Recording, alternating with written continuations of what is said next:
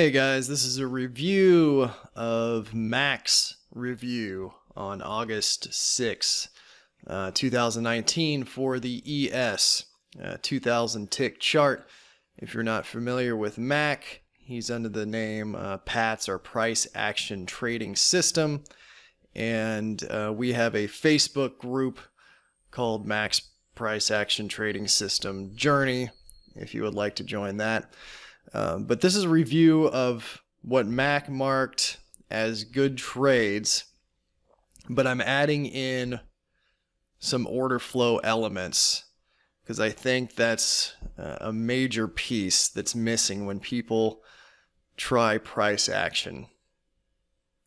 So we'll just get right into it. Below here is trading view, and this is what's called the tick chart, T-I-C-K, cumulative tick chart, the NYSE cumulative tick. So there's other types of tick charts, but you want the one that says NYSE cumulative tick. All right, so quick rundown, and then we'll get we'll get right into it. It prints out basically the cumulative version of the entire stock market that's moving up or moving down, that's ticking up or ticking down, hitting bids or hitting offers. All right, and it stays within sort of a certain range. It's kind of like a flattening almost of your basic tick chart. And general wisdom's kind of if it gets about 1,000 points. So if you look over here, there's numbers. If it gets up to about 1,000, that's kind of in the high range. If it gets down to 1,000 down here, that's kind of the low range. There's certain days when it'll just stick around like 400 on either side. So it's something that you just kind of have to get used to looking at, but it's a good indicator of, and it's I don't even like calling it an indicator because it's not really an indicator. It's an actual view into the order flow of the entire stock market. Okay, and it's printing out in real time. You might have to have the subscription to TradingView, which I have, to get it printed out in real time. But so let's just run through. Hopefully you'll catch up with what I'm talking about. And so early on, this doesn't start printing till about 8:30. And it's actually kind of hard to read until you start getting some details printed out. And so I didn't mark anything that Mack may have marked before 8:30, and I didn't mark any of his half trades, like his could have been trades. I only marked what he considered good trades. And so the first good trade after 8:30 that he marked was 8:58. You can see it right here. I don't really like this trade. I think the likelihood is if somebody's following his version of price action, then in real life you would have counted this as a low, you would have counted that as the first entry and the second entry, and you probably would have got stopped out. That's what I think would have happened. So, but he marked that as a good trade. So let's go down, we'll look at the order flow and see what's happening.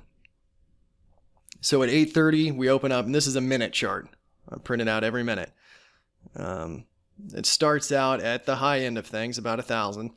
It starts tracking down, tracking down, tracking down, and it makes this first low at 8:47, which is probably in this area here. And then you come back and it bounces at that low at 8:57, which is somewhere in here. These times don't match up exactly as the problem. So this tick chart actually prints out. So 8:57, I believe, is when it ends. And this one, like 8:58 up here, is actually 8:57 down here. Just the way it prints and starts. So this is like when it ends, I think, and 8:58 is when this starts. I don't know. Anyway, to make things simple, I'm almost positive that 8:58 up here signals 8:57 down here. It makes more sense when you see it actually printing out live, then you don't have to worry about the times. So 8:58 is probably when this hit this low here.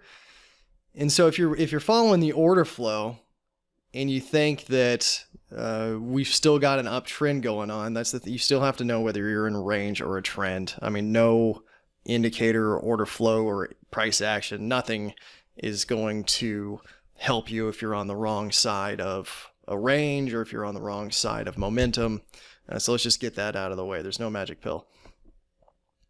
So at 858, we made this low. At 847, we come back and we tap the low at 857. So if you do think that we're waiting for a long, and this could be your good long, it's nice to know that this is the lowest the market has gone in the past, and that maybe it'll continue to be the lowest. So this could be actually a good trade long. Now with pure price action, I don't know how you would have got into that. Maybe you would have just marked this as lows and hoped that was going. But what if you saw that and then you realize that, well, cumulative, the entire market is reaching the point where it bounced up earlier. And so that can help you. And that's where order flow comes in and just makes things, once you get down with it, I mean, I've been studying order flow for a few years now, so don't expect to come in tomorrow and be okay with this. But once you get down with it, it makes life so much easier. I don't know why anybody would trade without order flow, at least somewhat involved. So you take max long there, and then you come up and you get this huge move down. Of course, sometimes you miss things and good moves just because you can't do anything about them. Mack didn't mark anything here. If you're going with the order flow, so your chances are really, 907 or 908 about. So if you're tracking over here on this order flow, I mean, I don't think you would have got in there either unless you were expecting some kind of downtrend, because that's about the high of the day is about here. And then order flow is not bouncing much up above that either. It's a pretty bold move though, so I kind of agree with Mack that he didn't mark anything there. Now I do think he missed something here. If you've seen my charts that I post in the Facebook group, you know that I pull a lot of reversals. And reversals are still dangerous, but with order flow, you have a lot higher chance of getting them right, and I'll show that here.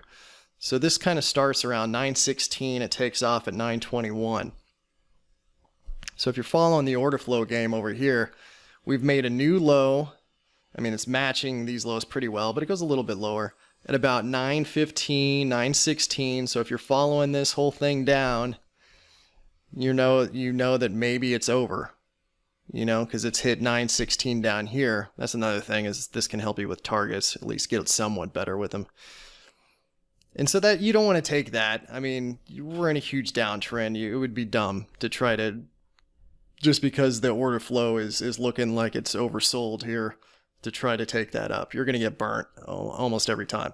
But if you're watching price action and it hits once, twice, 3 times in that area, and then you notice that it comes up here and it comes back at 921, which is probably about 922 here, which is 921.45. That's about exactly when that goes up. So it comes back, it reaches that new low, tips down here, gives you a good signal here. That's when you can catch these reversals.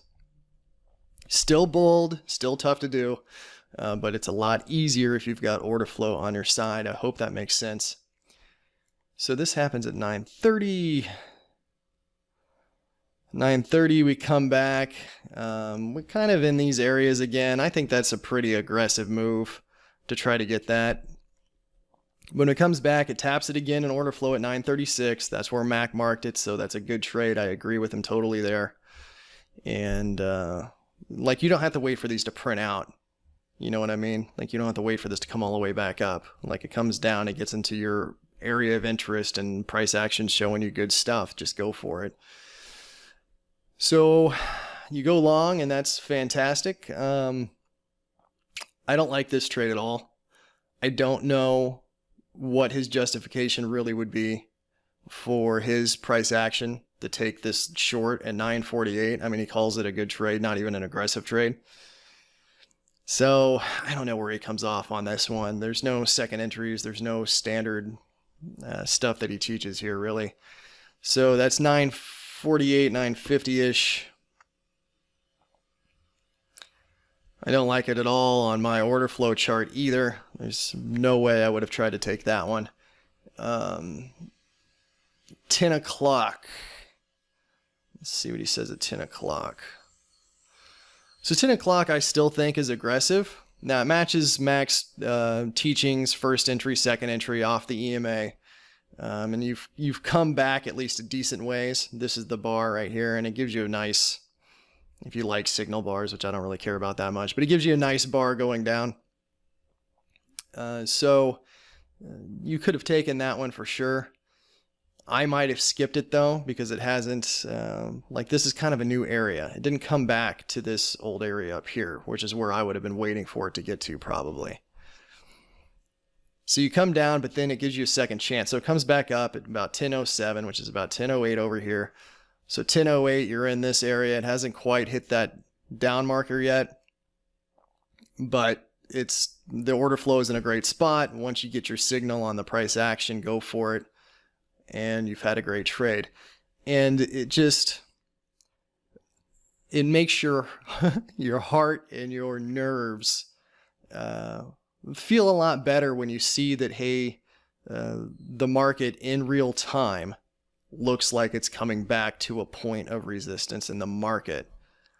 And notice I'm doing all of this, and I trade like this without trend lines. It makes the chart look so much nicer, so much easier. Like if you're trading order flow, you don't need trend lines. And then the last one I marked, 10:31. Let's see what happens at 10:31. Real quick. So you might see something in order flow if you're new and say like 10:25, it comes back and reaches these old highs. It breaks these little highs here. So you might think that's a great place to go short, 10:25.